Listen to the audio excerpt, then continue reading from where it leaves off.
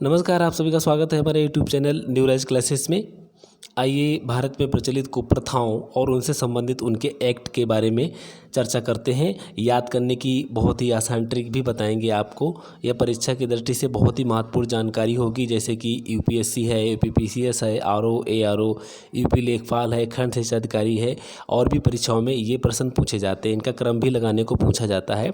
आइए मैं बहुत ही आसान तरीके से आपको ट्रिक समझाएँ। चलिए आइए समझते हैं। देखिए, ये जो प्रथाएं हैं और उनसे संबंधित जो एक्ट हैं या उनसे संबंधित जो व्यक्ति हैं, उनको समझने के लिए यहाँ पर एक कहानी दी जा रही है। पूरी कहानी को आप समझेंगे और आप कहानी के माध्यम से सब प्रथाएं, उनसे व्यक्ति संबंधित जो हैं और एक्ट के बारे में जान जाएंगे। तो आप इसको पूरे कहानी के रूप में समझेंगे। एक कहानी है और इस कहानी का जो मुख्य पात्र है वो एक लड़की है। 17वीं, 18वीं और 19वीं शताब्दी में लड़कियों को जो है क्या क्या यातनाएं दी जाती थी और उनके होने पर अभिशाप माना जाता था। तो उसी से संबंधित ये पूरी कहानी है। देखिए, लड़की को बहुत खतरा था, लड़की के जन्म से ही, उसके बाद में विवाह के बाद में, मतलब तमाम उसको कठिनाइयों जीवन में सहन करनी पड़ती थी। अब देखिए क्या होता है। देखिए, एक लड़की का जब जन्म होता है तो उसको जन्म के समय ही मार देने का खतरा रहता है, यानी कि वो शिशुवध। उसके बाद में अगर वो बच भी जाती है और उसकी शादी होती है, शादी के बाद कोई अनहोनी हो जाती है, जैसे कि उसके पति की मृत्यु हो गई, तो उसको सती होने का खतरा। अब सती प्रथा चालू थी उस समय, ठीक है। अगर वहाँ से भी बच जाती है तो बचने के बाद में उसको दासी के रूप में रहना पड़ता है। दासी जैसा जीवन, यानी विधवा का जीवन उसको बिताना पड़ता था। विधवा का जीवन उसको बिताना पड़ता था, ठीक है। आप देखिए, यहाँ दास प्रथा, हालांकि ये अलग है, यहाँ पर समझने के लिए हम समझ लेते हैं कि दास प्रथा पुरुषों से संबंधित थी। लेकिन यहाँ पर देखिए एक कहानी को बना ली है जिसको याद करने में आसानी हो सके, ठीक है। तो इसका अन्यथा ना अर्थ ना ले, तो एक दासी के रूप में उसको जीवन बिताना पड़ता था। तो यानी कि शिशुवध में, यानी कि वो बच गई, वहाँ पर जन्म के बाद में बच गई। उसके बाद में क्या हुआ, सती प्रथा। अब सती प्रथा आई तो उसके बाद में फिर क्या, उसका जीवन दासियों जैसा हुआ। तो ठीक दासियों जैसा जीवन हुआ तो विधवा रह करके वो जीवन यापन करने लगी। लेकिन फिर विधवा विवाह के लिए विचार किया गया। अब यहाँ से शुरू होता है उसके उन्नति का, उसके सुधार का। उसके जो कुप्रथाएं थी उसके लिए बनी थी, तो उन सब का उन्मूलन किया जा रहा था, सुधार किया जा रहा था। तो ठीक है, विधवा विवाह शुरू किया, ठीक है। उसके बाद में देखिए हिंदू जो विधवा विवाह, इसमें हिंदू विधवा विवाह है। और उसके बाद में अंतर जाति विवाह भी हुए, अंतर जाति विवाह। फिर एज ऑफ कंसेंट आया, मतलब एज, अब देखिए माने कि एज ऑफ कंसेंट, तो इसमें क्या था, 12 वर्ष से ऊपर की, मतलब 12 वर्ष एज निर्धारित कर दी गई कि 12 वर्ष से नीचे की बच्चियों की, यानी कि लड़कियों की शादी नहीं होगी।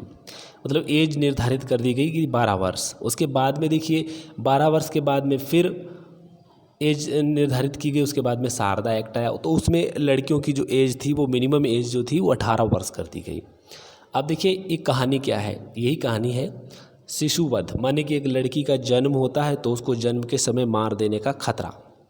उसके बाद में सती प्रथा, माने उसको जो वहाँ से अगर बच गई, विवाह हो गया और उसके साथ में कोई अनहोनी घट गई, यानी उसके पति की मृत्यु हो गई, तो उसे सती होने का डर, सती होना उसे निश्चित था, तो सती प्रथा। उसके बाद में अगर वहाँ से भी बच गई तो उसको दासियों जैसा जीवन बिताना पड़ेगा, यानी दासी जैसे रहने पड़ेगा। तो उसके बाद में आई यानी कि दास प्रथा।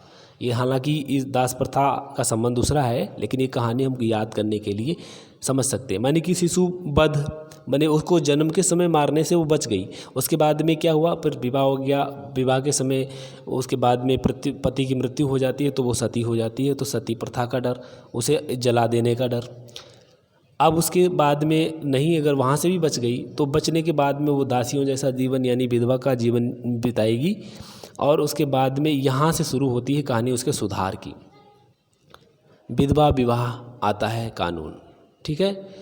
अब उसके बाद में अंतर जाति विवाह को भी मान्यता दी गई। फिर एज ऑफ कंसेंट आया, तो उसमें एज जो है निर्धारित की गई। उसके बाद में जो एज कम लगी तो शारदा एक्ट आया, शारदा एक्ट में उसको 18 वर्ष कर दिया गया। तो अब ये पूरी कहानी क्या है कि एक लड़की का जन्म हुआ, उसके समय मारने का खतरा उसको रहा, मार दिया जाएगा, मार दी जाती थी लड़कियां। और उसके बाद में सती प्रथा के द्वारा मार दी जाती थी लड़कियां। अब उसमें दास प्रथा जो है, यानी दासियों जैसा जीवन उसको बिताना पड़ता था। तो फिर सुधार की संभावना यहाँ से पैदा हुई, अगले से सुधार चालू हुआ कि अब इनका भी उद्धार होना चाहिए। तो वहाँ से विधवा विवाह चालू किया गया और अंतर्जातीय विवाह भी होने शुरू हुए। एज निर्धारित कर दी गई और उसके बाद में शारदा एक्ट जो आया उसमें 18 वर्ष कर दी गई। ठीक है, तो आप इसको कैसे, शिशुवध, उसके बाद में लड़की बड़ी हुई तो सती प्रथा, उसके बाद में सती प्रथा से बच गई तो दासी का जीवन यानी दास प्रथा। फिर उसके बाद में सुधार के कार्य किए गए तो उसमें उनका दासियों जैसा जीवन समाप्त कर दिया गया। फिर विधवा विवाह चालू कर दिए गए। विधवा विवाह के बाद में अंतर्जातीय विवाह भी शुरू हो गए और एज ऑफ कंसेंट भी कर दिया गया। माने कि जो विधवा होने का कारण था वो ज़्यादातर कम एज की लड़कियां विवाह कर दिया जाता था। विवाह में एज बहुत कम हुआ करती थी लड़कियों की, जैसे कि 8-9 साल की हुई या 10-11 साल की हुई तो उनका विवाह कर दिया जाता था। तो वो एज ख़त्म कर दी गई, 12 कर दी गई। उसके बाद में ये 12 भी कम लगी तो उसके बाद में फिर शारदा एक्ट में 18 वर्ष कर दी गई। ठीक है, ये कहानी थी।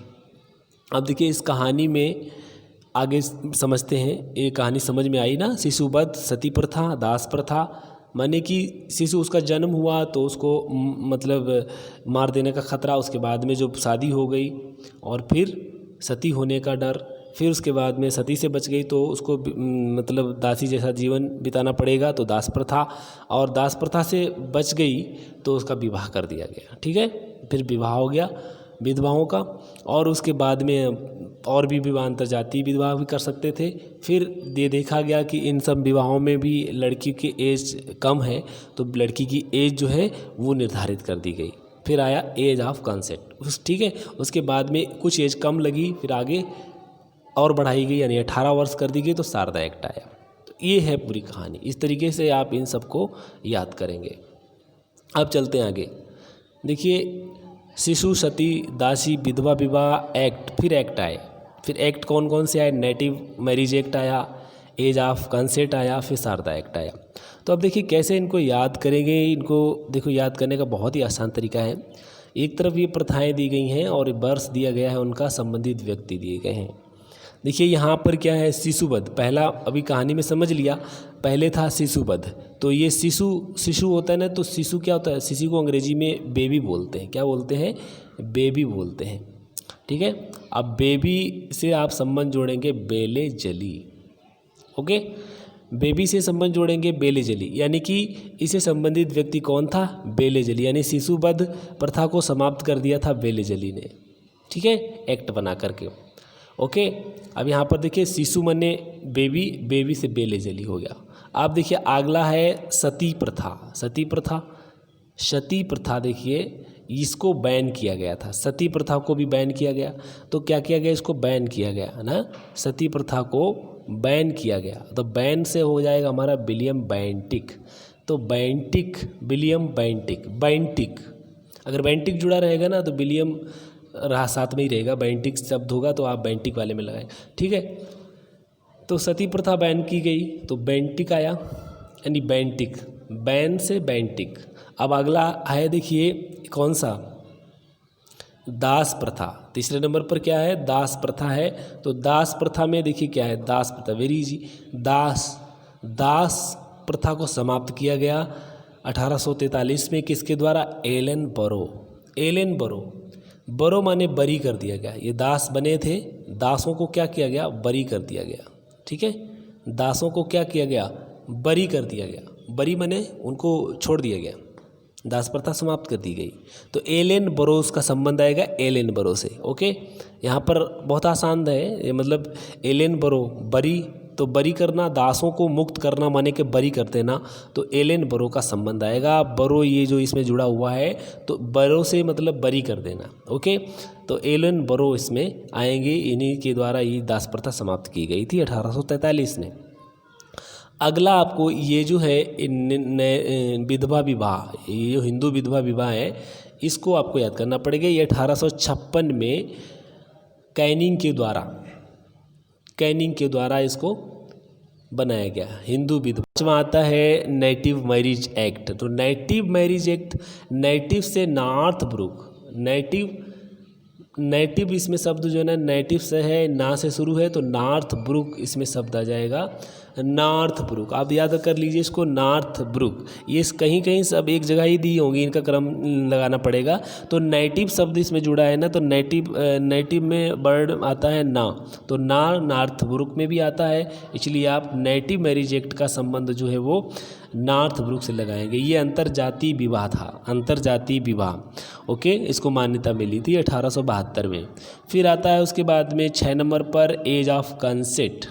देखो आप एज ऑफ कंसेंट है, तो एज ऑफ कंसेंट कैसे याद करेंगे?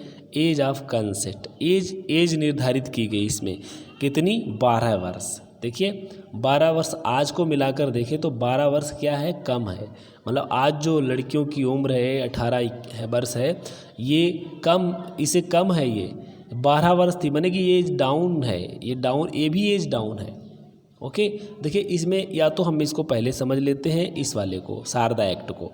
शारदा एक्ट में लड़कियों की उम्र जो थी वो 18 वर्ष की गई थी, ठीक है, और इससे कम उम्र थी एज ऑफ कंसेंट में, तो एज ऑफ कंसेंट था लेंस डाउन, इसका संबंध है एज डाउन कर दी गई थी।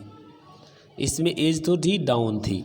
ओके, तो इसमें कितनी थी? 12 वर्ष थी। एज ऑफ कंसेंट एक्ट था लेंस डाउन से संबंधित। एज ऑफ कंसेंट यानी लेंस डाउन एज जो थी डाउन थी, कम थी, और ये था 1891 में एक्ट बना था। उसके बाद में देखिए शारदा एक्ट जो है, एक शारदा लड़की का नाम है, शारदा लड़की के जैसा नाम है, तो लड़की का ही नाम होगा, किसी के नाम से रखा गया ये। तो अब देखिए जो शारदा एक्ट है तो ये 1930 में बना था, और देखिए शारदा का संबंध जो इरविन से हो जाएगा। इसमें 18 वर्ष की उम्र थी, तो 18 इरविन मतलब थोड़ा इंक्रीज किया गया। एक्ट जो था शारदा में क्या होगा, देखो कैसे याद करेंगे। शारदा में शारदा एक्ट जो है एक इरविन, तो एक इरविन भी जैसे एक लड़की जैसा नाम है। इरविन एक लड़की जैसा नाम है और शारदा भी एक लड़की जैसा नाम है, तो इसमें हो जाएगा शारदा एक्ट का संबंध जो है वो इरविन से हो जाएगा। और इरविन में, शारदा एक्ट में क्या था, इरविन ने 18 वर्ष निर्धारित कर दी थी लड़कियों की एज। ओके, तो और इस तरीके से इसको याद कर सकते हैं। तो इसमें क्रम क्या आएगा, देखिए 1804 में शिशुवध समाप्त किया गया था, इस पर प्रतिबंध लगा दिया गया था। 1829 में सती प्रथा पर प्रतिबंध लगा दिया गया था, और 1843 में दास प्रथा पर प्रतिबंध लगा दिया गया था। और हिंदू विधवा विवाह जो था वो 1856 में बना था कैनिंग के द्वारा। 1872 में नॉर्थब्रुक ने नेटिव मैरिज एक्ट बनाया था। और उसके बाद में एज ऑफ कंसेंट एक्ट जो था 1891 में आया था, लेंस डाउन। शारदा एक्ट जो था 1930 में बना। इरविन जो है इससे संबंधित व्यक्ति हैं, और 18 वर्ष इसमें लड़कियों की एज निर्धारित की गई थी। आसानी से आप इसको याद कर सकते हैं। देखिए इसमें पहला है शिशुवध। तो शिशुवध माने शिशु होता है, शिशु को बेबी बोलते हैं, तो बेबी का संबंध आप बेलेजली से लगा लेंगे। और सती प्रथा पर बैन लगाना माने बेंटिक का हो जाएगा, ये विलियम बेंटिक। और उसके बाद में दास प्रथा है, तो दासों को बरी कर देना माने उनको फ्री कर देना, छोड़ देना, तो बरो से हो जाएगा एलेन बरो। फिर आता है विधवा विवाह, ये आएगा कैनिंग का, ये आप बीच में छूट रहा है। तो इसका अगला देखिए नेटिव मैरिज एक्ट जो है, नेटिव इसमें शब्द है, नए से नॉर्थब्रुक हो जाएगा। अब एज ऑफ कंसेंट है, एज ऑफ कंसेंट एक्ट जो था, देखिए इसमें एज जो थी डाउन थी, जो इसमें वर्तमान में जो एज है लड़कियों की विवाह की आयु जो है वो उससे डाउन है। डाउन थी, कितनी थी, 12 वर्ष थी, तो इसलिए ये डाउन्स हो जाएगा, lens down. Age of consent में लड़कियों की उम्र कम थी, तो आप लेंस डाउन इसको जोड़ सकते हैं कि लेंस डाउन जो था एज ऑफ कंसेंट से संबंधित था। अगला देखिए शारदा एक्ट है, शारदा एक लड़की की नाम है, तो शारदा इसमें लड़कियों जैसा नाम, इरविन भी लड़कियों जैसा नाम ही है, हालांकि ये लड़की नहीं थे, लेकिन इनका नाम जो है वैसा ही लगता है, तो इरविन शारदा। और इसमें जो है लड़कियों की एज जो निर्धारित की गई थी वो 18 वर्ष की गई थी। ठीक है। इनका क्रम इस तरीके से रहेगा, मैंने पीछे जो कहानी बताई है उस कहानी के माध्यम से पूरा इनका क्रम याद कर लेंगे। उसके बाद में इनसे संबंधित व्यक्तियों को जो मैंने ट्रिक बताई है इस तरीके से याद कर लेंगे। आशा है आपको वीडियो पसंद आया होगा। अगर पसंद आया तो लाइक ज़रूर करें, शेयर भी करें, और अगर आप हमारे चैनल पर नए हैं तो प्लीज़ इसे सब्सक्राइब कर लीजिए, जिससे आपको अगले नोटिफिकेशन भी प्राप्त हो सके। धन्यवाद।